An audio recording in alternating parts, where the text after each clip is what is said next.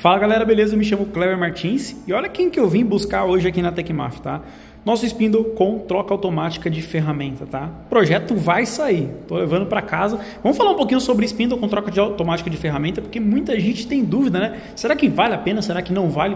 Quando será que é de fato indicado, né, você ter uma máquina com troca automática de ferramenta? Bom, o primeiro ponto que a gente tem que entender é se realmente a gente tem a necessidade, porque uma coisa é você querer ter uma máquina com troca de ferramenta, outra coisa é você precisar de uma máquina como essa, tá? Uma máquina com troca de ferramenta, por si só, é um equipamento muito mais caro. Por mais que você fale assim, Kleber, eu quero implementar esse sistema com troca de automática numa máquina que eu já tenho, tá? Entenda que o spindle em si é caro, o inversor é caro, você vai precisar de uma controladora que tenha essa opção de fazer isso nativamente, né? Como é o caso, por exemplo, de uma controladora DDCS versão Expert, tá? Ou você faça algumas adaptações para que outros tipos de controladoras ou softwares de controle consigam entender toda a lógica de programação envolvida em um sistema com troca, tá? Lembrando que a troca automática de ferramenta, ela acontece por uma questão de programação, então existem sinais que vão mandar ou não ar para que essa ferramenta, né, abra ou feche, né, pegando e soltando, né, o cone com as ferramentas, tá? Então a gente precisa de uma lógica de programação um pouco mais elaborada, caso a gente não tenha uma controladora que trabalhe com essa função nativamente, né, igual é o caso da controladora DDCS Expert que eu já mencionei, tá? Então, numa controladora padrão fica muito mais fácil a implementação, mas por si só, né, é uma alteração ou uma implementação que ela é cara, então ela tem que ser justificada. Quando que é de fato necessário a gente trabalhar com uma máquina que tenha troca automática de ferramenta, tá? Quando a gente tem muitas trocas de ferramenta. Um spindle como esse, tá, a gente pode utilizar várias ou infinitas ferramentas, né? Depende do seu magazine, depende da quantidade de cones e porta-pinça que você tenha. Então, você consegue utilizar 2, 3, 10, 20 ferramentas, tá? Então, independente da quantidade de trocas, né? Durante um processo, ele vai fazer isso de forma automática, ele vai fazer isso sozinho, sem você ter que ir lá tirar a porca, colocar a porca, pôr ferramenta, tirar a ferramenta, zerar a sua ferramenta, tá? Então, tudo isso influencia no tempo de produção e na facilidade de execução ou de preparo da máquina para estar operando de fato, tá? Porque no spindle convencional não é somente a gente trocar a ferramenta, não é somente o tempo de você trocar a ferramenta. Você tem que trocar a ferramenta, você tem que zerar a máquina, né? Zerar aquela ferramenta na mesma posição que você zerou a ferramenta anterior, para que você tenha um processo de usinagem perfeito.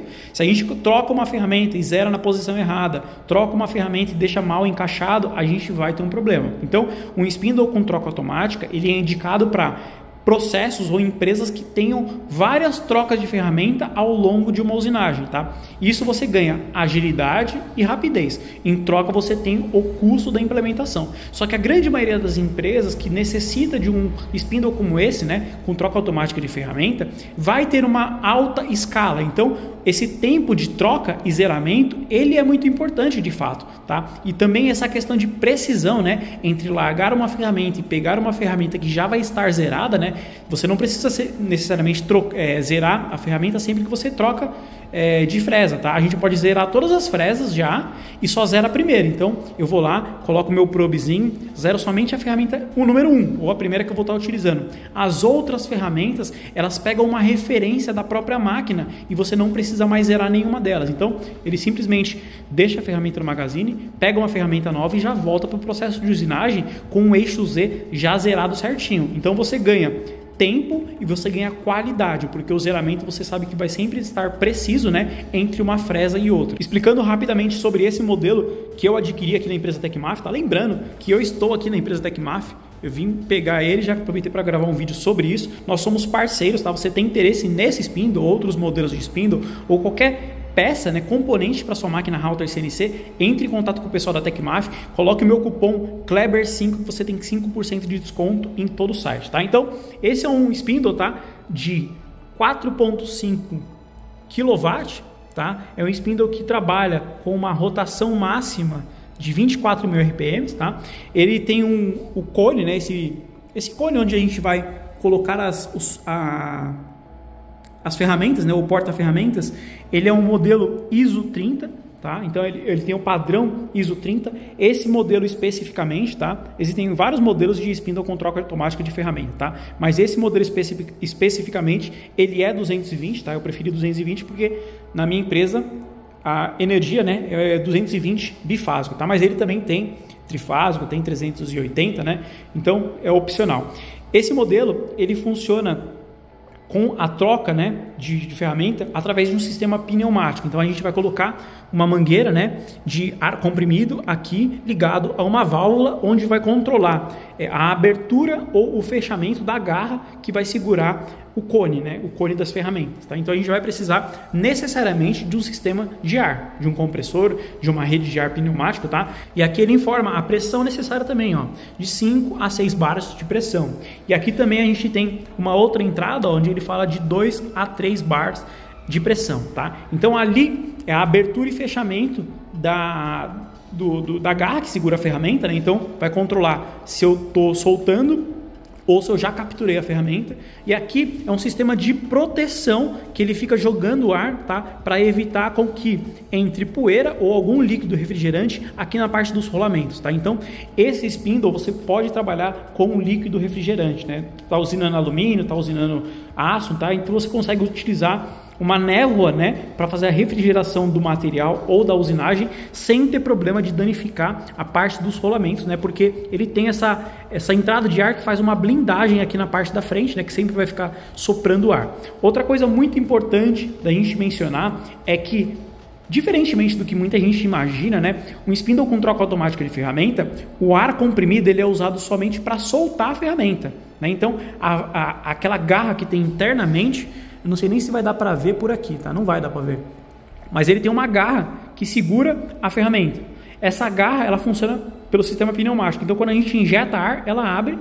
Então, a gente pode tirar e colocar a ferramenta. Quando a gente tira o ar comprimido, ela fecha. Então, quem mantém a ferramenta no lugar, quem mantém a ferramenta fixa aqui é uma mola. Não é o ar comprimido. Então você não tem um consumo de ar tão grande. Um compressor bem simples consegue dar conta de um spindle como esse, tá? Por quê? Você só vai injetar ar para abrir a garra, né? Então, abri, tiro uma ferramenta, fechei, aí eu vou lá, pego outra ferramenta, abro, capturo a ferramenta e travo. Tá? A partir daí, a gente não tem um sistema de ar entrando por ali. A gente só vai ter o sistema de ar, né, fazendo essa névoa de proteção. Não é névoa, né? Esse sistema de blindagem aqui, na verdade, na frente, para fazer o fechamento, né, para que não entre sujeira, para que não entre poeira ou nenhum resquício de partícula de algum líquido ali para dentro dos rolamentos, né, e acabe danificando o spindle. Desse modelo, a gente tem um botão também que a gente pode fazer a troca manual, tá? Só que isso aqui não vai ser necessário porque a gente vai utilizar na controladora TDCS, então a gente vai fazer tudo isso de forma automática, tá? Automatizada. Esse modelo também conta com um inversor próprio para ele, tá? É um spindle que tem uma capacidade bem grande de potência, né? 4.5 kW, tá? Então é um inversor apropriado para isso. O inversor não tem tanto controle, não tem controle nenhum sobre a questão de troca automática, tá? Ele simplesmente é um inversor para o spindle, tá? Quem vai fazer todo o sistema de controle pneumático, de trocas, tá? Vai ser a nossa controladora e os nossos sistemas lógicos, tá?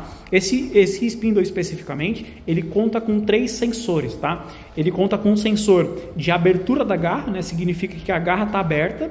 Ele conta com um sensor de ferramenta fixada, né? Ou seja, se ele está aberto e fecha, o sensor de ferramenta fixa está desacionado, tá? Somente quando entra alguma ferramenta que ele pode ligar e pôr para girar, tá? Porque o sistema de acoplamento da ferramenta com a parte que gira é separado. Então, uma parte do spindle captura a ferramenta e solta, né, que é o pneumático, e a outra parte é o sistema que gira.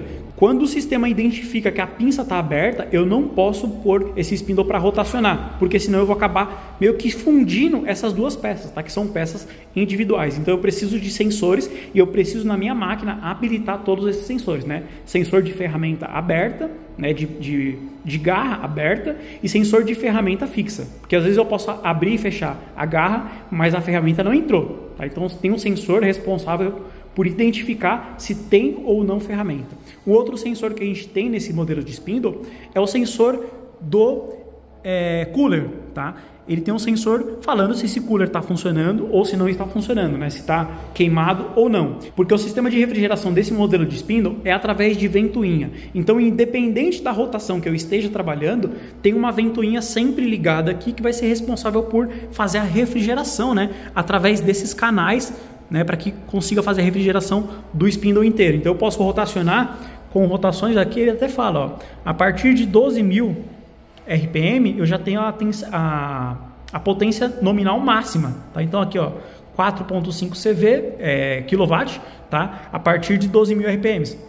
E conforme eu vou aumentando também, eu tenho uma queda da potência, tá? Então, de 0 RPMs até 12, eu tenho uma curva quase que diagonal, quase 45 graus, onde eu vou ganhando potência. A partir de 12.000 aqui, ó, entre 12 e 15.000, eu tenho o pico de torque do motor. E aí, acima de 15.000, eu tenho uma queda, né? Chegando até a 2.5 kW, quando eu tô falando de 24.000 RPMs. Ou seja, em 24.000 RPMs, esse spindle vai ter aproximadamente 3 cavalos, um pouquinho mais de 3 cavalos, tá?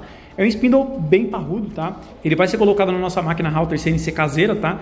Vai ficar bem bacana. Eu vou mostrar para vocês boa parte do processo de instalação e configuração desse modelo, tá? Se for alguma dúvida, deixa aqui nos comentários. Como eu mencionei anteriormente, esse spindle foi adquirido na empresa Tecmaf, parceiraço nosso, tá? Se você tem interesse em comprar um spindle, algum componente de máquina Halter, eu vou deixar o meu cupom aqui, Kleber5, você tem 5% de desconto em qualquer compra no site deles. É isso aí, a gente se vê na próxima, até mais.